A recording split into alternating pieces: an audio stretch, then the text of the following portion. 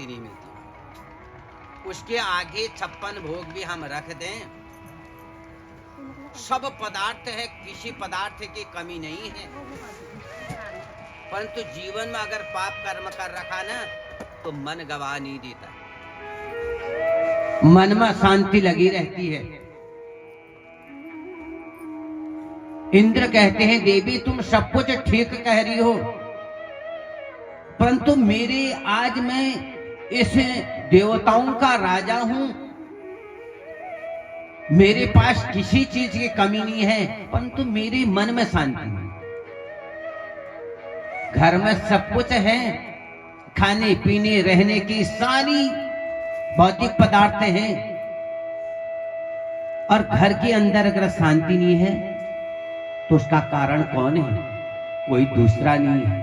उस कारण को हम नहीं ढूंढते हैं, हम अन्यत्र और कार्यों को करने में लग जाते हैं। इसलिए इस घर में कुछ न कुछ हमसे कमी हो गई, कुछ न कुछ पाप कर्म हो गया है, जिसके कारण से हमारा मन शांत नहीं है। और इंद्र को ब्रह्म हत्या क्यों लगी? ब्रह्म हत्या बताओ तो जरा, किले लगी ब्रह्म हत्या इंद्र का? कैक बिगाड़ा विल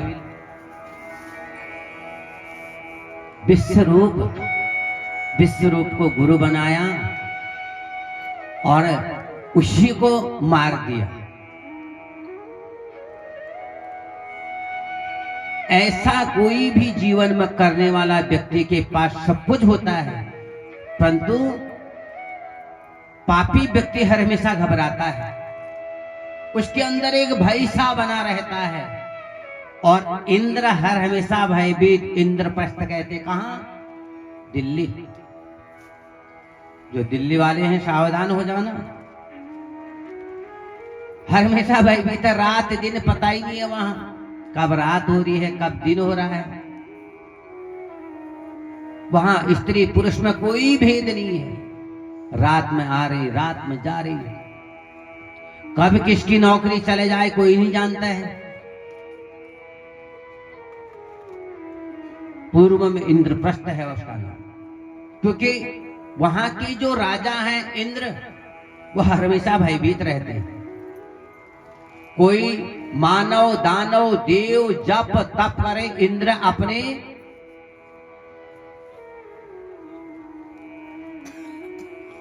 शक्तियों को भेज देते हैं वहां कि जाओ, अप्सराओं को भेज देते हैं कि जाओ उसकी तपस्या को भंग करो। इसीलिए जिस स्थान पर भगवान का भजन हो, जिस स्थान पर प्रभु की कथा हो, वहां कैसे पशु की तरह नहीं बैठना है। आते हुए उस द्वार को पहले नमन करें, और जहां हमें स्थान मिलता है उस स्थान को बड़े प्रेम के साथ में नमन करें। हम नित्य पूजा करा रहे हैं ना, यजमान जी को बैठने से हम कहते कि पृथ्वी मंत्रस्य मेरुपिष्ट ऋषि सूतलम छंदः कूर्मो देवता आसनो पवेशने विनियोगः। यजमान जी आसन में बैठने से पहले पृथ्वी का पूजन करो, नहीं तो इसका फल इंद्र चुरा करके ले जाता है। ये कथाओं से हमें क्यों फल नहीं मिल रहा? इतनी कथाएं हमने सुन ली, जहां मन आ गया बैठ गए। बैठने से पहले उस पृथ्वी को नमन, तब धरती से आज्ञा लेनी है, पृथ्वी माता से आज्ञा लेनी है कि तेरे स्थान पर हम बैठे, तेरी गोद में बैठ करके तेरा ही भजन, तेरे ही गुणगान, तेरे लीलाओं को हम श्रवण कर रहे हैं। ऐसा भाव से हम कथाओं को सुनेंगे तो जीवन में अपने आप परिवर्तन आएगा हमारा। और इंद्राज जहां जाते हैं, ब्रह्म हत्या को किसी ने देखा है? यहां नहीं होता हूं। आज इंद्र के पीछे पीछे ब्रह्मघातनी और आज पीछे पीछे जहां इंद्र जाते हैं ब्रह्म हत्या उनका पीछा नहीं छोड़ती। अंत में वह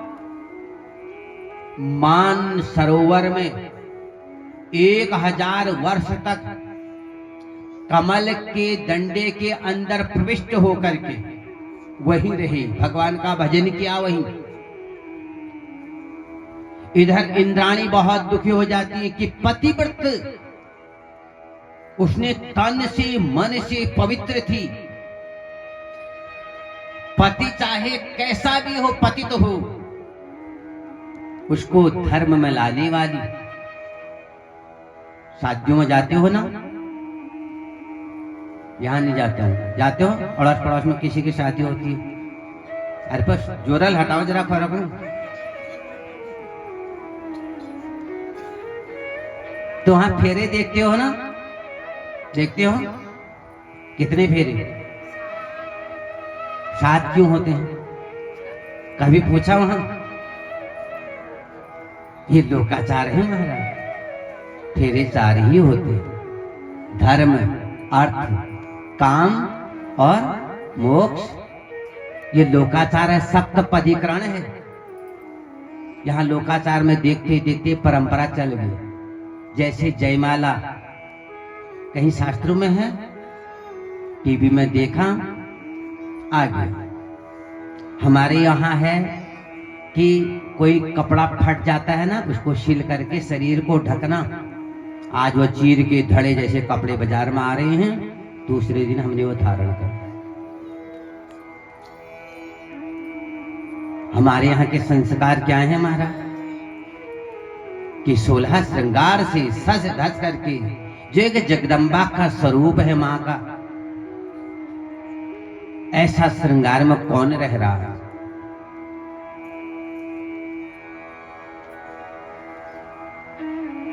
और इंद्राणी ने कहा कि मैं धर्म और पवित्र, अगर मैं प्रतिव्रता नारी हूं, अपने पति की रक्षा के लिए मैं पतन से बचाऊंगी। इधर देवताओं ने कहा, हे इंद्र, जो तुम्हें ब्रह्म हत्या लग गई, इस ब्रह्म हत्या को तुम बांट दो 4 भागों में। पहला ब्रह्म हत्या कहां? पृथ्वी को श्राप दे दिया। ये पृथ्वी भी श्रापित है महाराज। कहीं कहीं जाते हो ना, वहां से मन ही नहीं लगता है कि कब यहां से भागे, कब जाए यहां। और कहीं कुछ भी नमक के साथ रोटी मिले और वहां बड़ा आनंद आ जाता कि यार यहां 2-4 दिन और रहने को मिलता। ये पृथ्वी श्रापित है। जहां तहां जब तक योग हम कर ले नहीं, उसके लिए पहले सब कुछ। आज जब भूमि बनाते हैं ना, मिट्टी का शोधन, यहां भी दिखाते हो मिट्टी गुरु, और फिर भूमि पूजन करते हैं ना कि भूमि में कोई प्रकार की बाधा तो नहीं है। उसके लिए फिर हम अभिमंत्रित करते हैं उस भूमि का पूजन कि अप्सरपन्तु ये भूता भूमि संस्थिता, ये भूता विघ्न करता रस ते नश्यन्तु शिवा। उस भूमि को पवित्र मंत्रों के द्वारा, मंत्र में इतनी बड़ी शक्ति है कि देवाधीनम जगत सर्वम। ये संसार किसके अधीन है बताओ तो? डंडे के अधीन? देवाधीनम, पूरा संसार देवताओं के अधीन है। देवता चाहे अभी उनकी कृपा हो जाए, मूसलाधार वर्षा। देवता चाहे, जो हम ये बोल रहे हैं ना, ये बोलने को भी रोक सकते हैं। मंत्राधीनम च देवता। अगर देवताओं के अधीन संसार है तो देवता किसके अधीन है? खूब पैसे चढ़ा दिए देवता आ जाएंगे। मंत्राधीनम च देवता। देखो मंत्रों में मंत्र तब भी थे, मंत्र आज भी हैं। मंत्र को पढ़ने वाले में शक्ति नहीं है, जिससे उसका फल नहीं मिल रहा। और मंत्रों को भगवान सुनते हैं, ये प्रत्यक्ष आप देख रहे हैं 5 दिन से। यहां मंत्रों का इतने ब्राह्मण लोग उच्चारण कर रहे हैं। भगवान ने चारों तरफ से इसकी रक्षा करी है। पहले दिन से दूसरे दिन आनंद आने लगा, दूसरे दिन से तीसरे दिन, और आज तो 5 वक्त जाने के दिन आ गए। ये चेले स्वराज हैं जे ने निश्वास लगू, उससे निश्वास आज वाला गण हो कि पोर दिन पर कहां जून हम। तो महाराज जहां यजमान और पुरोहित समर्पण भाव से कोई यज्ञ को करते हैं, वहां 4 चांद स्वयं लगते हैं।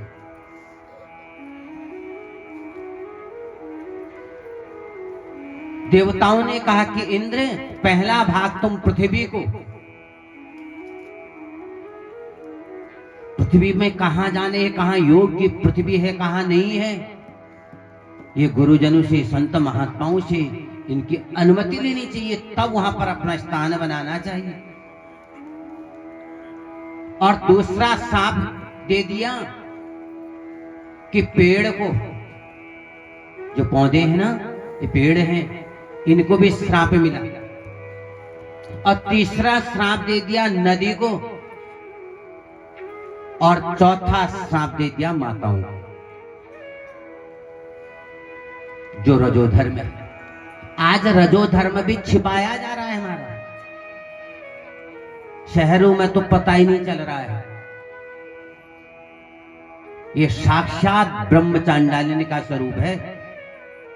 इस रजोधर्म में जो विद्यार्थियों को भोजन देते हैं, जो अपने पति को भोजन देते हैं, पूजनियों को भोजन देते हैं, पूजनियों को दान देते हैं, उनकी आयु क्षीण होती है। इसका विशेष ये चारों ही रजोधर्म है। चातुर्मासा आता है ना, गंगा से, गंगा माई से जल नहीं लाना चाहिए, वहां गंगा जल। चातुर्मासा के समय में जो पृथ्वी से स्वयं जल फूट जाता है, वो उसका रजोधर्म है। ये 4 पाप ब्रह्म हत्या है महाराज। इन ब्रह्म हत्याओं को छुपाना नहीं चाहिए। और आज शहरों में हम देख रहे हैं गम्या गम्य, भक्ष्या भक्ष। तभी तो आज अर्थ का अनर्थ हो रहा है। जाड़ों में जाड़ा नहीं, गर्मी में गर्मी का एहसास नहीं, वर्षा हो रही तो उल्का पात की तरह तहस नहस कर रही। उसके कारण कौन है? हम हैं, कोई दूसरा नहीं है। स्वयं से जब हम नहीं जागेंगे तो देखो महाराज, अभी कलयुगस्य प्रथम चरणे, अभी कलयुग का प्रथम चरण है महाराज। आगे न जाने कैसा होगा। और तब जाकर के देवराज इंद्र की जो ब्रह्म हत्या थी बढ़ गई, और तब उन्हें इंद्रासन मिला। आगे जाने के उपरांत भगवान नारायण ने इंद्र का पक्ष लेकर के दिति के 2 पुत्र हिरण्यकशिप और हिरण्याक्ष का उद्धार किया। और इस बात का जब दिति को पता चला तो उसने प्रण ले लिया कि इंद्र बड़ा छलिया है, मैं ऐसी तपस्या करूंगी, उस तपस्या के प्रभाव से ऐसे पुत्र को जन्म दूंगी जो इंद्र को पद से च्युत कर दे। कश्यप जी समाधिस्थ हैं। कश्यप जी की शरण में दिति चले गई कि हे पतिदेव, ऐसा कौन सा उपाय है, ऐसा कौन सा व्रत है जिस व्रत को करने से मैं ऐसे पुत्र को जन्म दूं, जिसको देखकर कश्यप जी तो बहुत विद्वान है। दिति की बातें सुनकर के बड़ा दुख हुआ। देवी, ऐसा प्रण क्यों करते हो? प्रण नहीं करना चाहिए महाराज। जाते हो ना बागनाथ में, चंडिका में, बहुत हम मन्नतें मांग के लाते हैं, परंतु परमात्मा तो इतना दयालु है, इतना कृपालु है, वह हमारी समस्त कामनाओं की पूर्ति करते हैं और हम फिर धीरे धीरे उनसे विमुखता बढ़ा लेते हैं। तभी तो कुंती ने कहा कि सुख का शांति जीव। सुख में व्यक्ति ईश्वर को भूल जाता है, उसके आस पड़ोसी सब अपने हो जाते हैं, और दुख का साथी ईश्वर। इसलिए सुख में जितना हम आनंदित रहते हैं और दुख सहने की भी सामर्थ्य हमारे अंदर हो। आज हम सुखी हैं तो एक दिन दुख भी आएगा। सम दुखे समय कृत्वा लाभा लाभो जया जयो, ये समान मानना चाहिए कि हम सुखी हैं तो दुख जितने आनंदित हम सुख हो रहे हैं, और दुख आएगा उसको सहन करने की सामर्थ्य भी हमारे अंदर दो। ऐसे प्रभु से ये मांगो महाराज। और तब देखो हमारे यहां 16 संस्कार है ना। कहां से संस्कार प्रारंभ होते हैं बताओ तो? कल भी बताया था मैंने तुमको। नाला हमारा तो नामकरण हो, नामकरण, ब्याह और लोग जगह संस्कार। तो महाराज आज कश्यप जी दित्य को बता रहे, देवी अगर तुम देवताओं को जीतने वाला पुत्र चाहती हो, उसके लिए तुम्हें बहुत प्रकार से, अगर 1 साल तक ये व्रत में जरा भी त्रुटि हो गई तो बहुत बड़ी हानि होगी। कहा देवी तुमने 16 श्रृंगार धारण किए हैं, इन 16 श्रृंगार के चिन्हों को सदा तुम अपने शरीर पर विद्यमान रखना, और प्रातः काल स्नान के उपरांत प्रभु को भजना और अपने सौभाग्य के चिन्हों को सदा लगाए रखना। और कहा कि कभी भी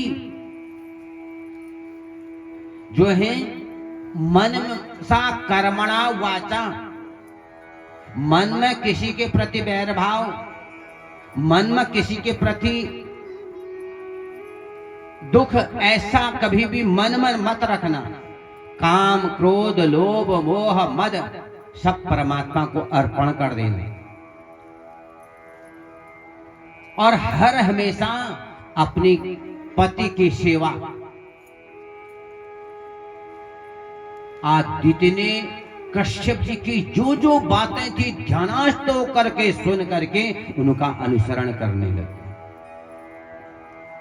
इंद्र को पता चला अगर दीति मेरी मौसी ने ये व्रत को पूर्ण कर दिया तो मेरा शत्रु उत्पन्न होगा और जिससे मैं इंद्र पद से च्युत हो जाऊंगा। इंद्र भेष बदल करके दीति के घर में प्रवेश किया, अपनी मौसी के घर में। और उस समय दीति सगर्भाची, कश्यप जी ने बताया था कि देवी सगर्भा की अवस्था में जब तक वह जीव पृथ्वी पर ना आ जाए तब तक तुम हर हमेशा धर्म का अनुसरण, मर्यादा का अनुसरण, रामचरित्र का पाठ, भागवत के श्लोकों का पाठ, ऐसे ही धार्मिक का अध्ययन तुम करते रहे। और इसमें कुछ भी कमी हो गई तो समझ लो तुम्हारा जो ये व्रत है ना, ये पुंचवन व्रत है, ये खंडित हो जाएगा। और कश्यप जी ये नहीं चाहते कि ये दीति का व्रत पूर्ण हो, और इसमें अगर जरा सा भी कमी रह गई, देवी तुम्हारा अमंगल होगा। और गलती पकड़ना चाहते थे इंद्र। इंद्र ने भेष बदला, मौसी के वहां चला गया सहायक बन करके। और एक दिन देखते देखते भोजन किया, कुल्ला करना, झूठे मुंह से सो गए। और यही कमी थी। और इंद्र को मौका मिल गया कि कश्यप जी ने कहा, जिस दिन तुम्हें थोड़ी भी कमी हो जाएगी उसी दिन तुम्हारा व्रत खंडित हो। इंद्र ने भेष बदल करके गर्भ में प्रवेश किया। गर्भ में जो पल रहे दिति के गर्भ में, उस गर्भ के 7 टुकड़े कर दिए। और प्रत्येक 7 के 7 कर दिए। कितने हुए? एक रोटी के हमने 7 टुकड़े करे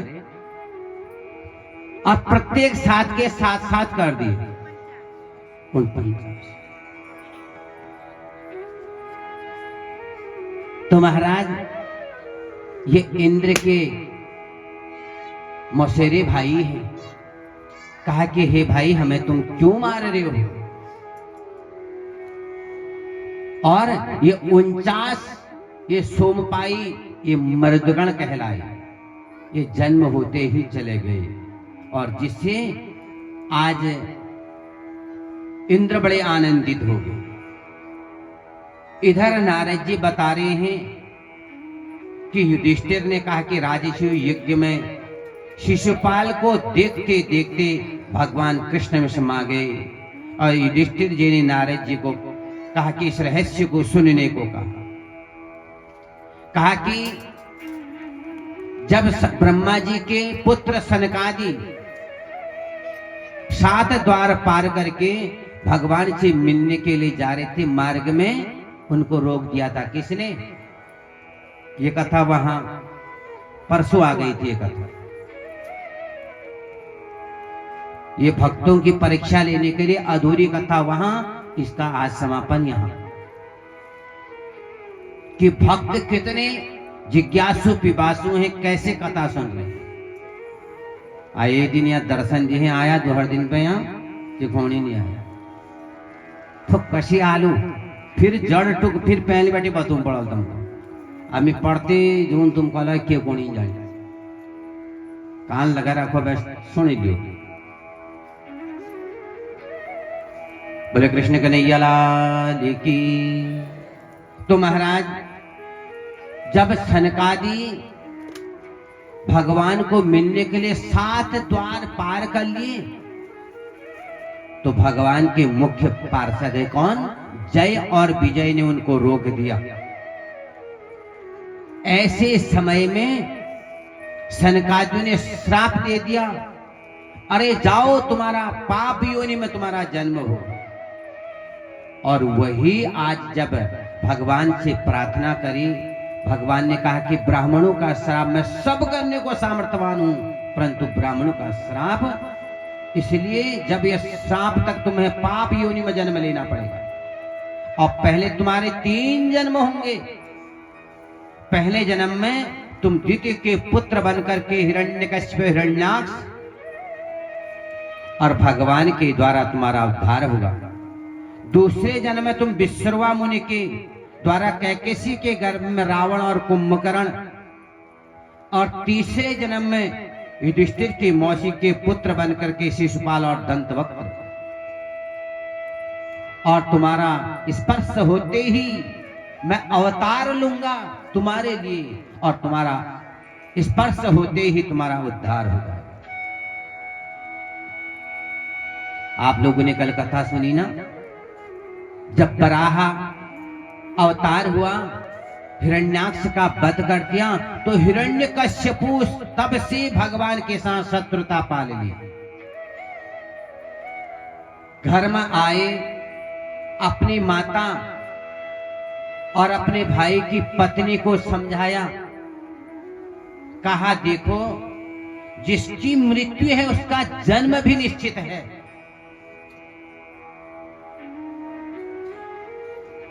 उसके लिए हम जीवन भर में अगर रोते रह जाएं, क्या वो वापस आ सकता है? देखो, हिरण्यकश्यपु आज अपनी माता और अपने भाई की पत्नी को समझा रहे हैं, मेरा भाई हिरण्याक्ष आज मृत्यु को प्राप्त हो गया, चाहे जीवन पर्यंत उसके लिए तुम आंसू बहला, क्या वो वापस आने वाला नहीं है? इसलिए उसके लिए सत्कर्म, जो संसार से चला जाता है उसके प्रति कितना ही शोक कर दो, शोक से वो जहां भी है, जिस लोक में भी है, वो दुखी होता है महाराज। उसके लिए अच्छे कर्म जिससे वह ऊर्ध्व गति जो और भी उत्तम गति को प्राप्त हो, गोलोक धाम को जाए, मोक्ष उसे मिले, हमारे पूर्वज के ऊपर छत्र छाया करे, ऐसा हम कर्म करने के लिए हमें जन्म मिला है। ऐसा करते हुए आज अपने परिवार को ढाढ़स बता करके हिरण्यकश्यप ने शत्रु पाल लिया मन में कि मेरे भाई को मारने वाला मेरा शत्रु है। मंद्रांचल पर्वत पर चले गए तपस्या करने के लिए। तपस्या से फल नहीं मिला, शरीर को सुखा दिया, कठिन से कठिन तप करने लग गई। तो महाराज, शरीर में अगर कष्ट हो गया और वो कष्ट से हम अगर तपस्या कर रहे हैं, ये दैत्यपन है हमारे अंदर। देवताओं को भगवान दर्शन देते हैं जल्दी, कारण जिस रूप से, जो कामना से भजता है, भगवान भी तामस रूप में दर्शन देते हैं। उनके अंदर यही रहता है कि मैं भगवान से वरदान मांगूं और वरदान का सदुपयोग और दुरुपयोग नहीं पहचानते। महाराज, हम लोग अध्ययन करते हैं, अध्ययन का करने के उपरांत समाज को कैसी शिक्षा देनी है,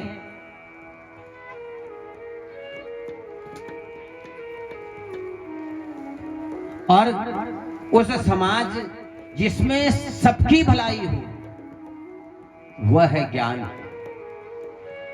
राक्षसों की तरह हमने अगर कोई भी वरदान लिया है, कोई भी ज्ञान हमारे अंदर है, तो यथा समय पर नष्ट हो जाता है।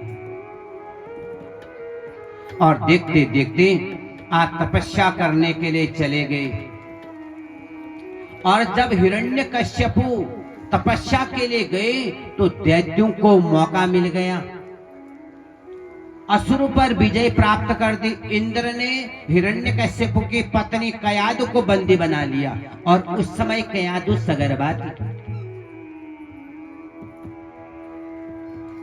और आज देवता गए हैं कि हिरण्यकश्यप ने बहुत घोर तप कर लिया है, न भूतो न भविष्यति। ब्रह्मा जी गए हैं, और ब्रह्मा जी ने कहा कि मांगो, तुम क्या चाहती हो? और कहा कि हे ब्रह्मा जी, पहले तुम मेरे वरदान को सुन लो, अगर देना चाहते हो दो, नहीं तो चले जाओ यहां से। ब्रह्मा जी ने कहा, बताओ तो सही, तुम मांगना क्या चाहते हो? क्यों इस घोर मंद्रांचल पर्वत पर खाना पीना छोड़ करके कठिन से कठिन तुम परिश्रम तप कर रहे हो? मैं प्रसन्न हूं, मांगो, तुम जो भी मांगोगे मैं देने को तैयार हूं। ब्रह्मा जी भी हिरण्यकश्यप के वचनों में बध गए। देखो, देव और दैत्य में इतना अंतर है। दैत्य बनना भी हमारे अंदर है, देव बनना भी हमारे पास में है। उसने कहा कि मैं न रात में मरूं, न दिन में मरूं, न बाहर मरूं, न भीतर मरूं, न आकाश में मरूं, न पाताल में मरूं, न देव से मरूं, न दानव से मरूं, न अस्त्र से मरूं, न शस्त्र से मरूं। उसने सोचा कि इसके बाद तो कुछ है ही नहीं। और ब्रह्मा जी ने तथास्तु कहा। अपने घर को आए हैं, हिरण्यकश्यप घर में आए, और घर में आने के तुरंत ही आज उस वरदान का सदुपयोग नहीं दुरुपयोग, वह है दैत्य महाराज। जो ज्ञान लेकर के आता है उस ज्ञान को समाज में जब तक नहीं देता है उसके अंदर देव गुण आ ही नहीं सकता, वह दैत्य है महाराज। ऐसे दैत्यों से सावधान रहना है। और तुरंत आज घर में आए, पहले ही अनेक प्रकार के जहां वेद पाठी ब्राह्मण वेद का अध्ययन कर रहे हैं, वेद का उच्चारण कर रहे हैं, जहां हवन हो रहा है, जहां भजन हो रहा है, वहां पर असुरों को भेल देना, वहां बाधा डाल देना, ये है दैत्यपन।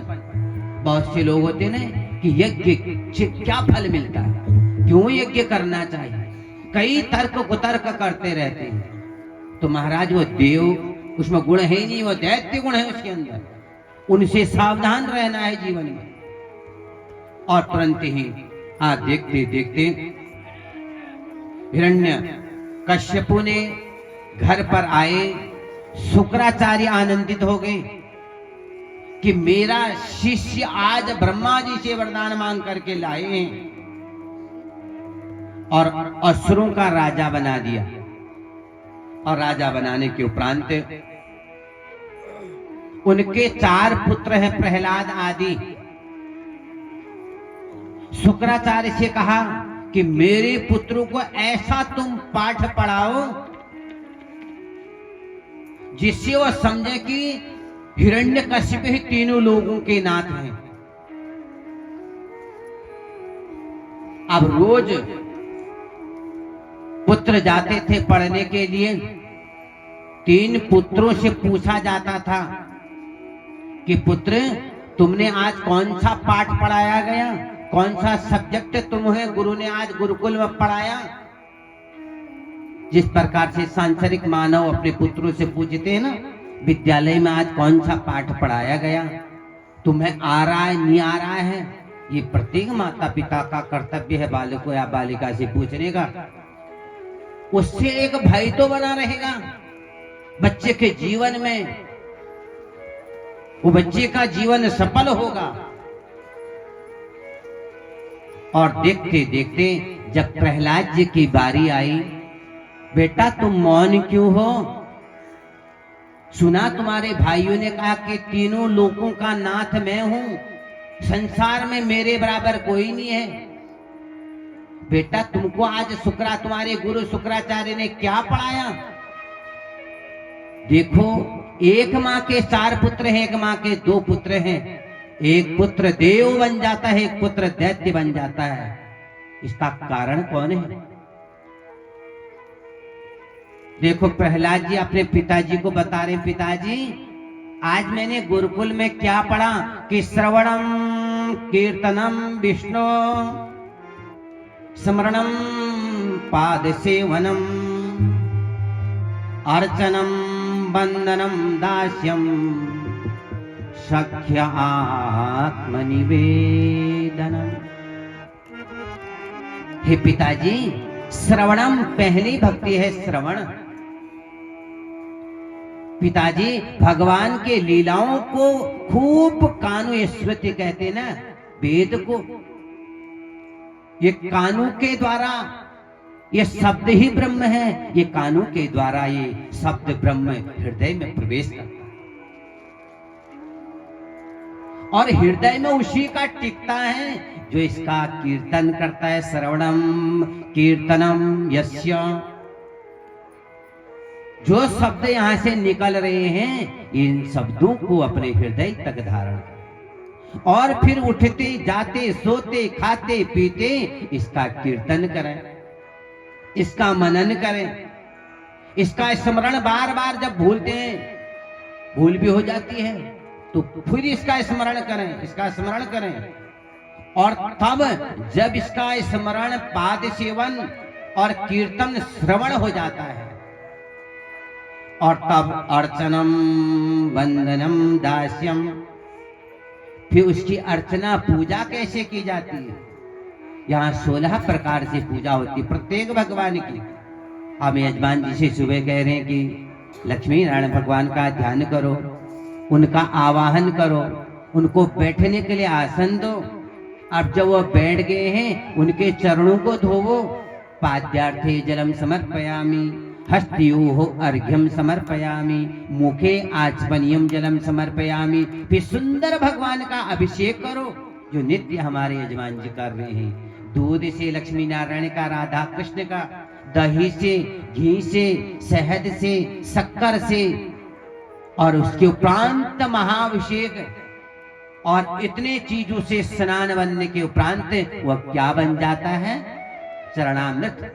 उस चरणामृत को जो ग्रहण करता है कि अकाल मृत्यु हरणम सर्व व्याधि विनाशनम, विष्णु पादोदकम दत्वा, ये विष्णु के पादों का चरण का उदक है महाराज। उसको ग्रहण करने से, उसको मस्तक से लगा लेने से अकाल मृत्यु भी टल जाती है। कब? जब उस भाव से हम ग्रहण करें, सारी बाधाएं टल जाती, सारी बाधाएं दूर हो जाती हैं। और हिरण्यकश्यपु आग बबूला हो गए कि मेरा शत्रु का नाम लेता है। अरे जब मंदराचल पर्वत पर मैं तप कर रहा था, एक मेरा शत्रु वहां भी था जिसने तोता का रूप धारण किया था। बार बार ओम नमो भगवते वासुदेवाय, इस मंत्र को जिस वासुदेव मेरा शत्रु है उस वासुदेव का स्मरण कर रहा था। पिताजी आपने क्या कहा? बार बार बुला दिया, 108 बार बुला दिया। देखो पुत्र उसे कहते हैं, पुम नाम नरकात त्रायते इति पुत्रः। महाराज पशु भी पुत्र को देता है, मनुष्य भी पुत्र को जन्म देता है। मनुष्य और पशु में इतना ही अंतर है कि वास्तव में वह पुत्र है महाराज जो अपने पूर्वजों का उद्धार कर दे। जिस पुत्र को देखकर के माता पिता आनंदित हैं, वो वास्तव में पुत्र है। अब धुंधकारी जैसे भी पुत्र हुए, गोकर्ण जैसे भी पुत्र हुए, आप लोगों ने कथा सुनी।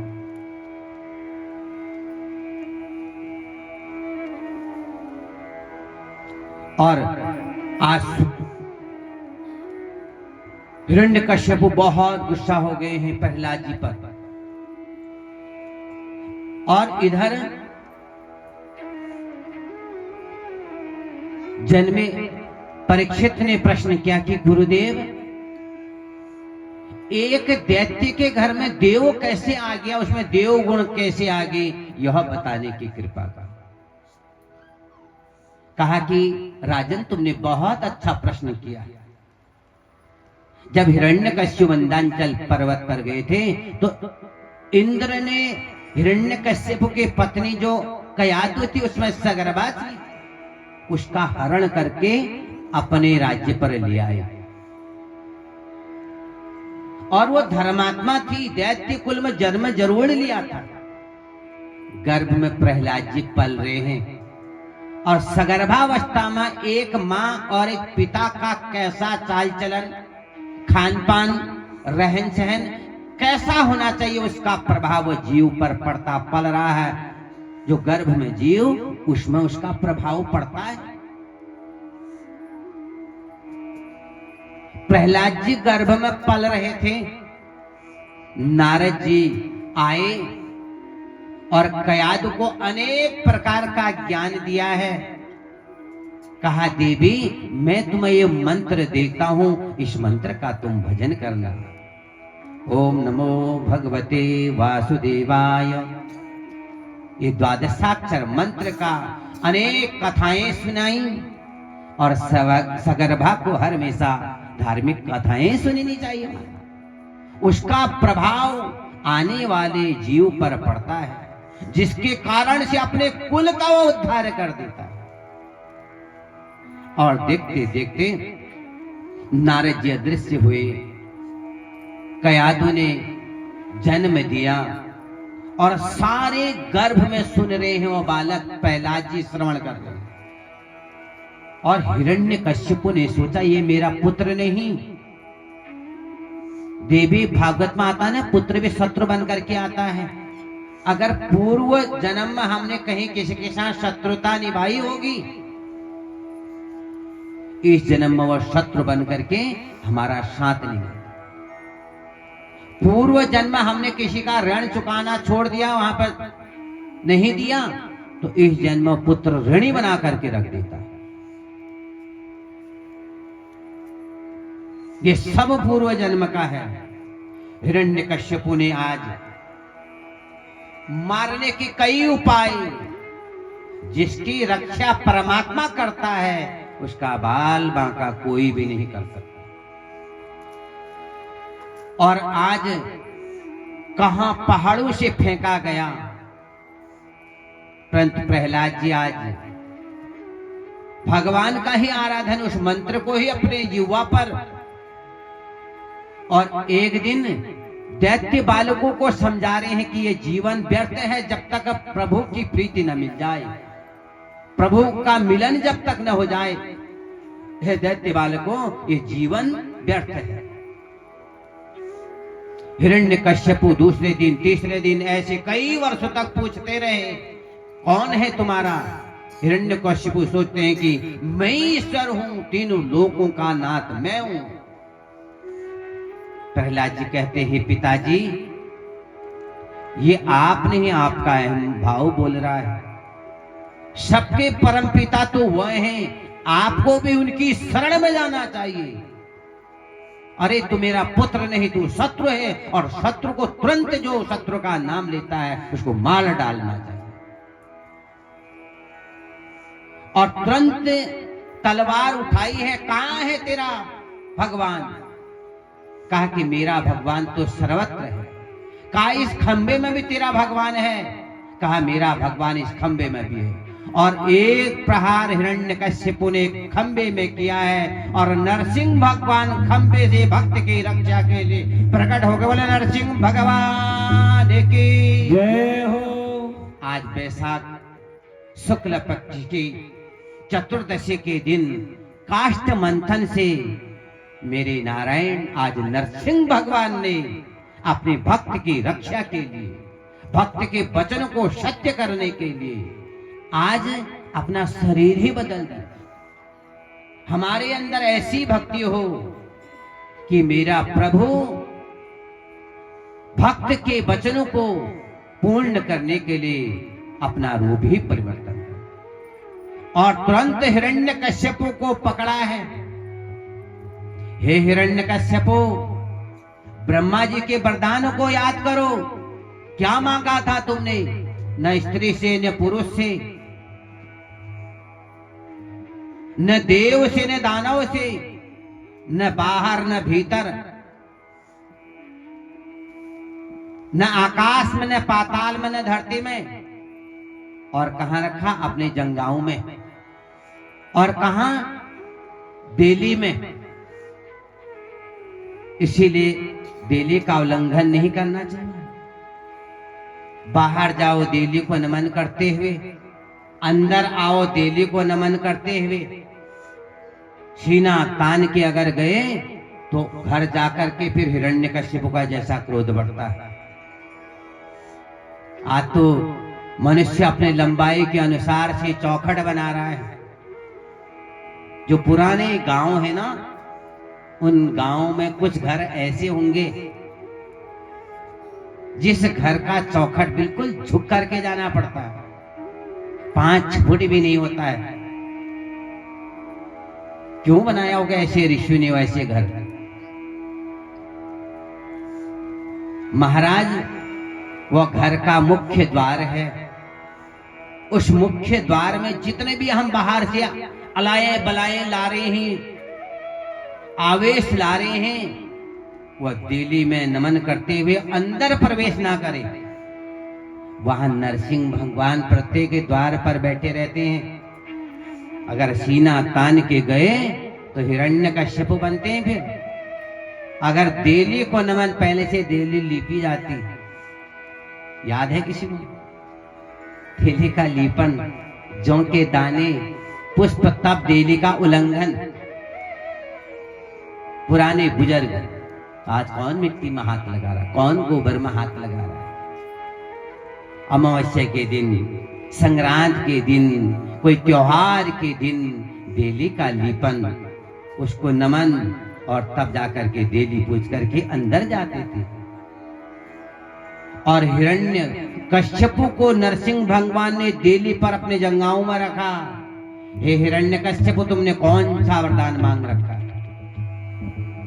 और न मैं नर हूं न सिंह हूं, आधा शरीर नर का है, आधा सिंह का। और न अस्त्र है न शस्त्र है, न रात है न दिन है। कब है? कौन सा समय है? संध्या काल। और आज के लोग संध्या काल में जरा दिन भर अंदर रहेंगे, ठीक संध्या का समय आएगा, ताला लगाएंगे, बाजार घूमेंगे। जिस बेला में भगवान के गण विचरते हैं, उस बेला में हम अपने द्वारों को बंद कर देते और अपने नखों से अस्त्र शस्त्र भी नहीं है, हाथ के नखों से शरीर को विदीर्ण कर दिया। देवता आकाश से पुष्प वृष्टि करने लग गए, परंतु नरसिंह भगवान का क्रोध इतना बढ़ गया, देवताओं की सब देवताओं ने शिव को आगे करना चाहा। भगवान शंकर भी घबरा गए। ब्रह्मा जी से कहा कि तुमने वरदान दिया, तुम आगे जाओ।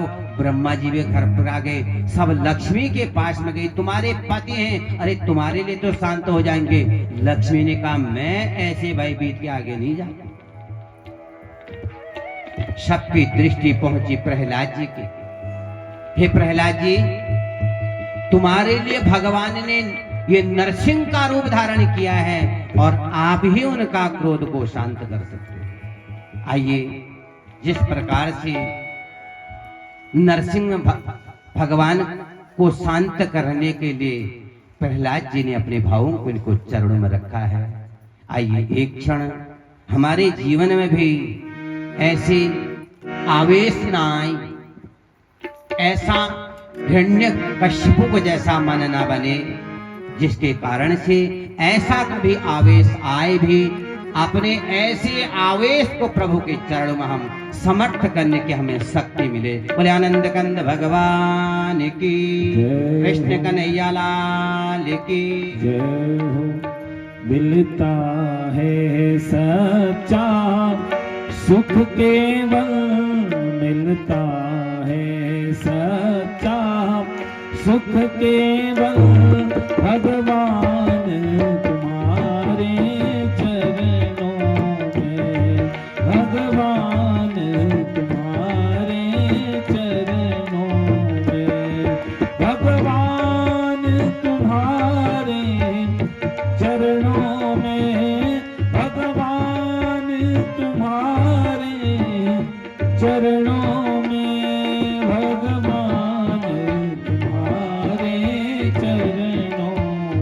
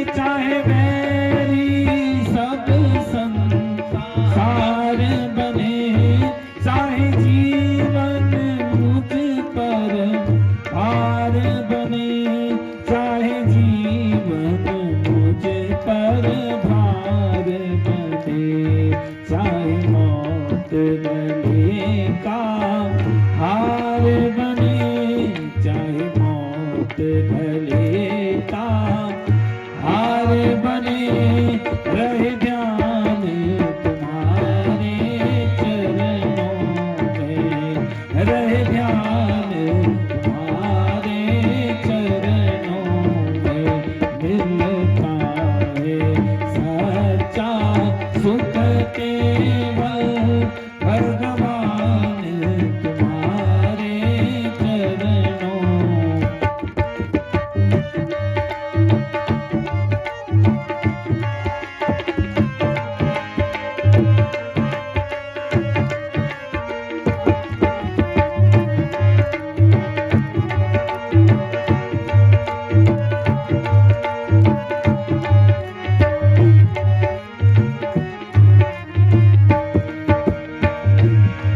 चाहे अग्नि में मुझे जलना हो, चाहे अग्नि में मुझे जलना हो, चाहे कांटों पे मुझे चलना हो, चाहे कांटों पे मुझे चलना हो, चाहे कांटों पे मुझे चलना हो, चाहे छोड़ के देश निकलना हो, चाहे छोड़ के देश निकलना हो, रहे ध्यान तुम्हारे चरणों में, रहे ध्यान तुम्हारे चरणों में। मिलता है सच्चा सुख केवल भगवान तुम्हारे चरणों में।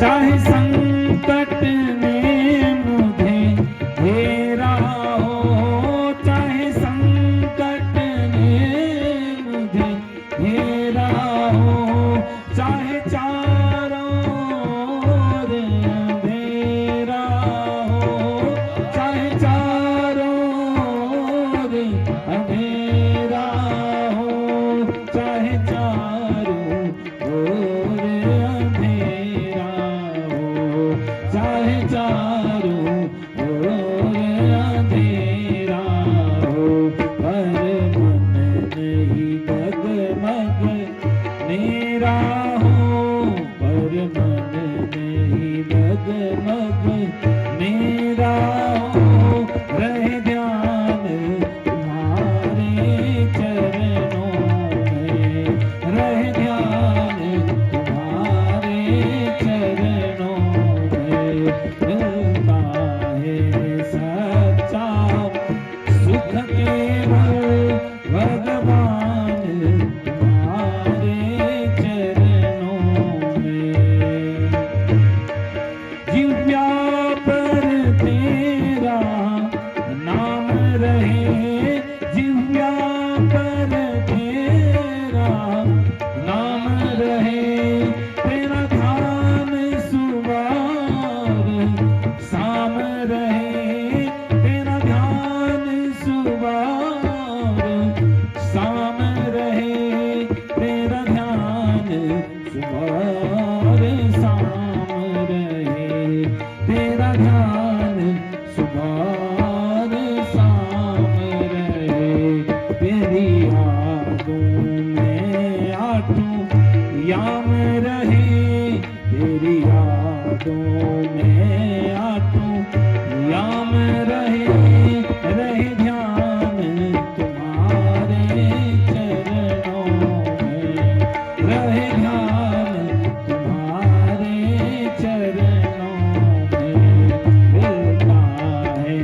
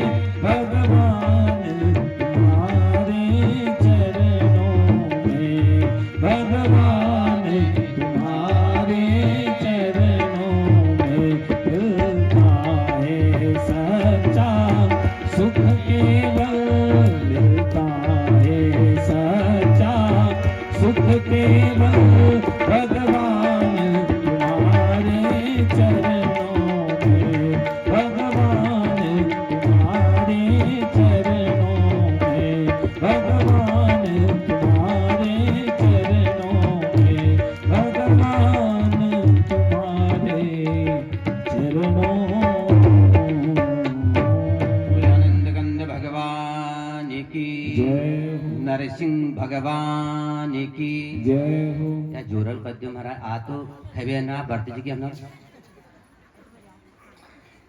बोले नरसिंह भगवान की। अगर लड़ा हूँ ने कमर में जोड़ कर छत में जैसे गाय ठोकू।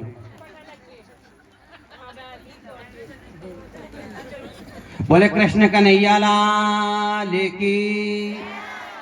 अब 3-4 आवाज है आज। तो महाराज प्रहलाद जी को भगवान ने हृदय से लगाया, अपने गोद पर बैठाया और धीरे धीरे भगवान का जो क्रोध है वह शांत हो। कहा मांगो प्रहलाद, तुम क्या चाहते हो? प्रहलाद जी ने कहा कि मांगने से तो वह चीज आप दे देंगे, परंतु आपके साथ जो मिलन हुआ है मुझे अब कुछ आवश्यकता नहीं रही। हाँ, एक चीज अगर आप देना चाहते हैं, कहा कि मेरे पिताजी का आप उद्धार कर दो। जीवन भर मेरे पिताजी ने आपके साथ शत्रुता पाली।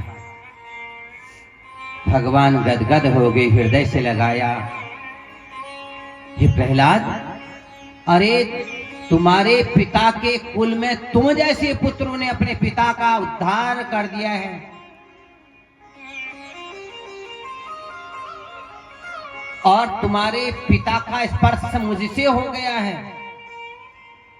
तुम्हारे पिता की जो ज्योति है वह मुझ पर मिल गई। और तुरंत आज प्रहलाद जी को राज्याभिषेक किया है। भगवान ने स्वयं मुकुट अपने हाथ से धारण।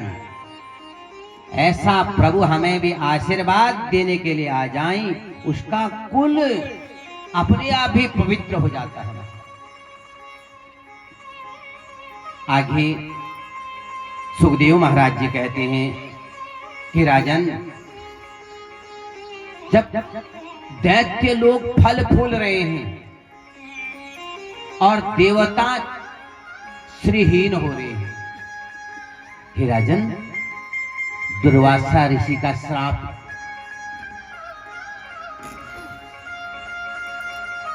किसी का आशीर्वाद नहीं मिले और किसी को दुख भी नहीं पहुंचाए महाराज।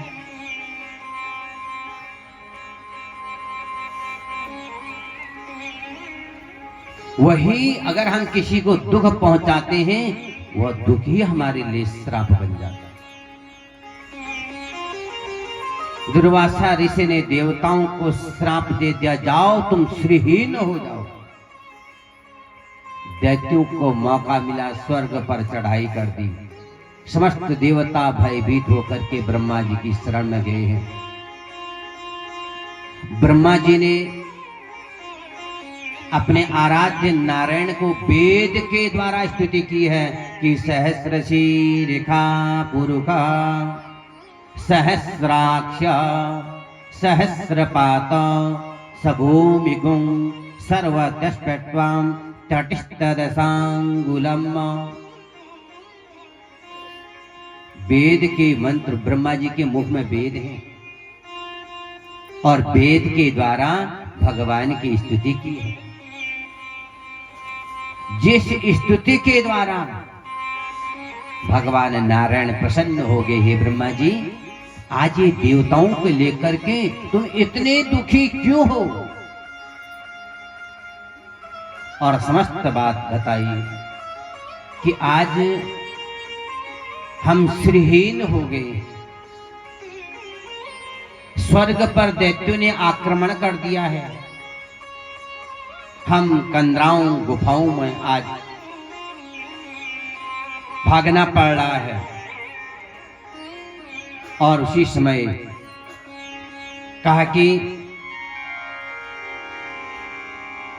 भगवान, हे ब्रह्मा जी, भगवान जैसे मनुष्य युक्ति द्वारा लकड़ी से अग्नि प्रकट होती है और गौ से जैसे दूध निकलता है, और पृथ्वी से जैसे अन्न की उत्पत्ति होती है और जल से व्यापार चलता, अपने आजीविका जिस प्रकार से प्राप्ति होती है, उसी प्रकार से विवेकी जो बुद्धिमान व्यक्ति हैं, ऐसे पुरुष अपनी शुद्ध सात्विकी बुद्धि से योग ज्ञान आदि द्वारा को प्राप्त करके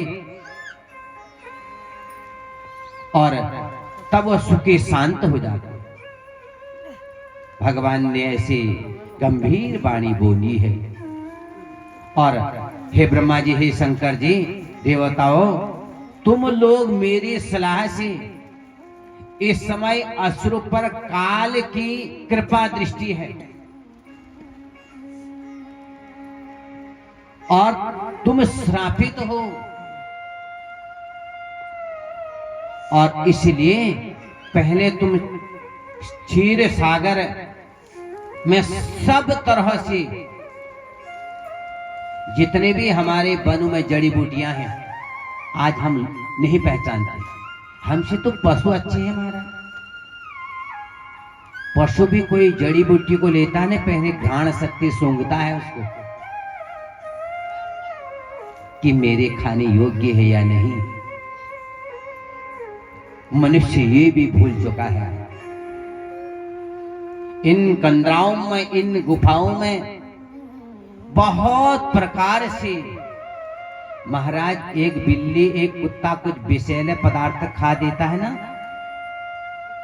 वह जड़ी बूटी स्वयं घास के पत्तों को खाता है और उसको फिर उगेल देता है बाहर से। उसे भी इतनी बुद्धि है कि इसको खाने से मेरा जहर उतर जाएगा। हे देवताओं, जितने भी वनस्पतियां, औषधियां हैं, इन औषधियों को तुम क्षीर सागर में डालो और मंदांचल पर्वत को उखाड़ करके वो क्षीर सागर में डालो और वासुकी नाग से प्रार्थना करो, उसकी मथनी बनाओ। देवताओं की मन में, बुद्धि में बात बैठ गई। देवता राजा बलि के पास में गए हैं, दैत्यों के राजा बलि हैं।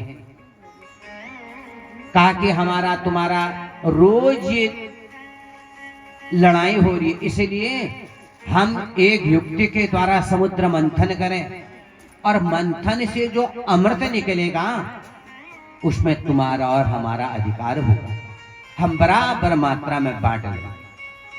दैत्यों की बुद्धि जज गई, सलाह मान ली और धीरे धीरे आज उन्होंने घास पतवार जड़ी बूटियां सब आज उसमें डाल दी। और देवताओं ने, असुरों ने नागराज वासुकी को वचन दिया कि इस समुद्र का मंथन करने से जो अमृत निकलेगा इसमें तुम्हारा भी वास होगा, तुम्हारा भी भाग होगा। आज मंथन प्रारंभ किया। वासुकी नाग के मुख की तरफ असुर और पूंछ की तरफ देवता मंद्रांचल पर्वत को शक्तियां लगाई देवताओं ने, दैत्यों ने, और समुद्र में डाला है। वासुकी नाग की मथनी बनाई है और खूब जोर से मंथन किया। इसी प्रकार से महाराज बुद्धि का भी मंथन करना है और इस बुद्धि के मंथन करने से पहले क्या आता है मन में? विकार। कोई धर्म की बात कहे ना, कोई यज्ञ यागादि की बात कहे ना, तो पहले मन में आ जाता है बड़ा रहा यज्ञ करने वाला, इसके कर्म है ऐसे। ऐसी कहा सुनी होती ना आज भी, तो वह समझ लो हम नहीं बोल रहे हैं, हमारे अंदर जो बैठा दैत्य है उस दैत्य बोल रहा है। घर में कोई धार्मिक कार्य का आयोजन करते हो ना, परिवार को बैठाते हो ना, उनमें से एकाध लोग ऐसे हो जाते हैं उसमें विघ्न डालने वाले। तो उनके जीवन में अभी दैत्यपन है, देवपन तो आया ही नहीं। एक मन कहता कि हाँ, हमने मनुष्य जन्म लिया है, हमको धर्म कर्म करने चाहिए। मन बुद्धि से सलाह लेता है और वही कहता कि नहीं। तो इस प्रकार से आज सभी देवताओं और दैत्य मिलकर के तुरंत जब मंद्रांचल पर्वत डूबने लगा और भगवान के तो 24 अवतार थे, भगवान ने कच्छप अवतार ले लिया। बोले कच्छप भगवान की। और भगवान ने असुर देवताओं में प्रवेश शक्ति बनाए रखने के लिए मंद्रांचल पर्वत को अपने पीठ पर रख दिया ताकि ये डूबा नहीं। और मंथन करते रहे। धर्म कर्म करने वाला, सतमार्ग का अनुसरण करने वाला, उसके पग पग पर विपत्तियां हैं। तो जिसने अपने कल बताया अपने धैर्य को कैसे धारण करना चाहिए, कहने दौड़ोशी पड़ोसी को मुझे अगर क्या करना है, अगर बुद्धि और मन से सलाह लेकर के हम करें, दुनिया तो हमें पागल कहेगी। कहने दो, अगर हम ठीक मार्ग पर चल रहे हैं। ये हमारी परीक्षाएं हैं। बीच में परीक्षा लेने के लिए भगवान किसी न किसी को भेज देते, जाओ। भगवान किसी को अपनाते हैं, उसका सर्वस्व पहले लूट लेते हैं। परंतु आज हम थोड़ी में घबरा जाते हैं। भगवान कहते तो अर्पण करके तो देख, तो समर्पण करके तो देख। और जब पहले मंथन किया, पहले विकार ही आया।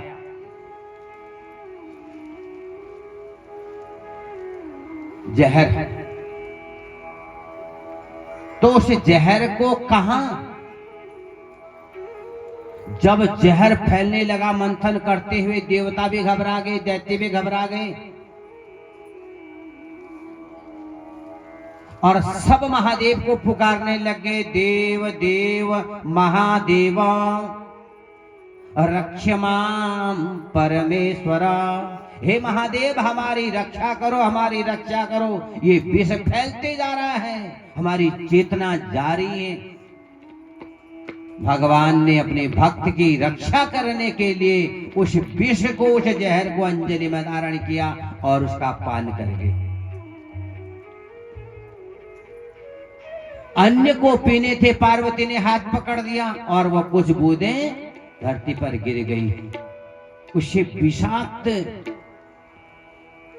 जीवों की उत्पत्ति हो गई, विषाक्त जड़ी बूटियों की उत्पत्ति हो गई, जिसको खाने से जहर लग जाता है।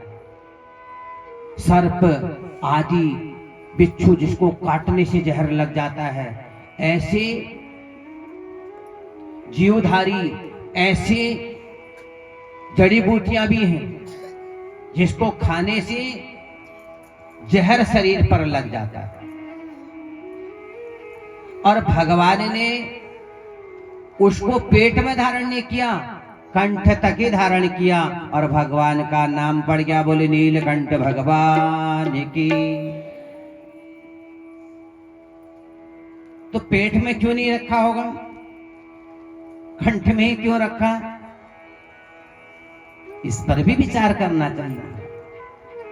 किसी के प्रति परिवार में ही कभी आवेश में आ जाते हैं ना, या पड़ोसी में भी कभी हो जाती। कहा सुनी, हम माया भी है, माया से घिरे हुए हैं। अज्ञानता के कारण क्या है झगड़े का? अज्ञानता। थोड़ी थोड़ी बातों में हम सयाने भी लड़ जाते हैं। बच्चों का झगड़ा बढ़ में चला जाता है। और फिर जब आवेश में आता है तो पहले विकार आता है, जहर। यहां भगवान शंकर हमें ज्ञान दे रहे हैं, इस जहर को पेट में मत जाने दो। अगर ये जहर पेट में जला गया तो राग और द्वेष रूपी गांठें देख लूंगा तेरे को बाजार में, कहते हूं। तो ऐसे जो जहर को व्यक्त कर दिया, उसको जो व्यक्त हो गया तो ठीक है, उस बात को फिर पेट तक नहीं, और पेट में अगर ऐसी बातें चले गई वही गांठ पड़ जाती है। और जहां राग द्वेष रूपी गांठें पड़ी वहां कितनी हम कथा सुन लें, कितने ही ढोलक नगाड़े बजा दो, वहां राग द्वेष निकलने वाले नहीं। और आगे जाने के उपरांत फिर नए उत्साह से देवता और दैत्य प्रसन्न हो गए। आगे फिर जो है समुद्र मंथन हुआ। काम धेनु गौ, और उसे ब्रह्मवादी जो ब्राह्मण थे उन्होंने ग्रहण कर दिया। देवता भी मान गए, दैत्य भी मान गए। इसके उपरांत उच्चय सवा नामक घोड़ा, वह चंद्रमा के समान सफेद था, उसे बलि ने इच्छा प्रकट की। देवताओं ने कहा कि अभी देव कार्य करना है, ये पहले से ही भगवान ने देवताओं को समझा रखा था और दे दिया। और इसके उपरांत ऐरावती हाथी, जो 4 दांत जिनके थे, इंद्र ने अपने पास कौस्तुभ मणि, रागमणि, भगवान अजित ने उसे अपने पास ले लिया। और देखते देखते आगे विचार किया, आगे लक्ष्मी प्रकट हुई। कमल की माला लेकर के दैत्य भी देव भी आकर्षित हो गए। उन्होंने वर्ण केवल नारायण को ही किया।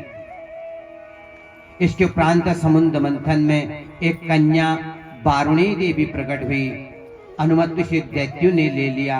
इसके उपरांत एक अलौकिक पुरुष जिसका रंग सांवला, हाथों में कंगन और अमृत से भरा हुआ कलश लिए हुए, और आयुर्वेद के प्रवर्तक धन्वंतरी नाम से प्रसिद्ध हुई। और देखते देखते उन्होंने अपना रूप ही बदल दिया। बोले मोहनी भगवान की। जब देवता और दैत्य लड़ने लग गए, अब अमृत का कलश निकल गया। दैत्य कह रहे कि पूरा साथ हमने दिया है, ये अमृत कलश हमारे पास होना चाहिए। देव कहते हमारे पास होना चाहिए।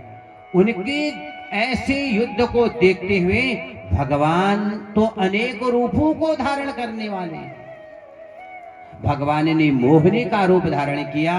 और जिस मोहिनी के रूप को देख करके दैत्य आकर्षित हो गए और अमृत का कलश जो है मोहिनी को दे दिया। कहा कि हमने इतना परिश्रम से अमृत मिला है और हम देवता और दैत्यों में आप संधि करा दें, बराबर मात्रा में इसको बांट दें।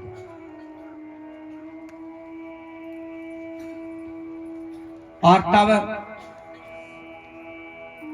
भगवान ने कहा, हे देवताओं, हे दैत्यों, तुम एक कतार, एक पंक्ति लगाओ, तभी तो पहचाने जाओगे तुम देव हो या दानव हो। एक तरफ देवताओं की लाइन, एक तरफ दैत्यों की लाइन। और दैत्य कहने लग गए कि आप जिस रूप में भी हैं, पहले हमें आप अमृत पिलाओ।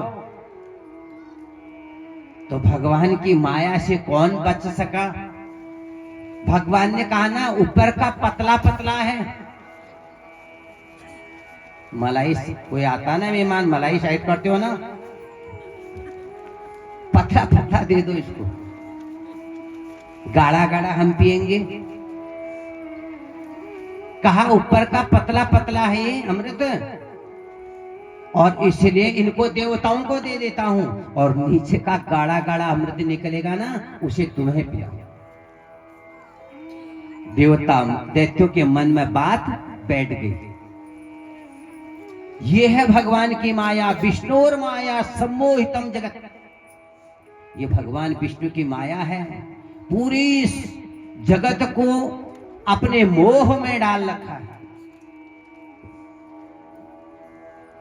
सम्मोहित किया है। दैत्य मान गए। एक दैत्य ने भेष देवताओं का बदल करके देवताओं की पंक्ति में चला गया। जैसे भगवान अमृत पिलाया और उस दैत्य के मुख में भी अमृत चला गया। प्रत्यक्ष देव कौन है?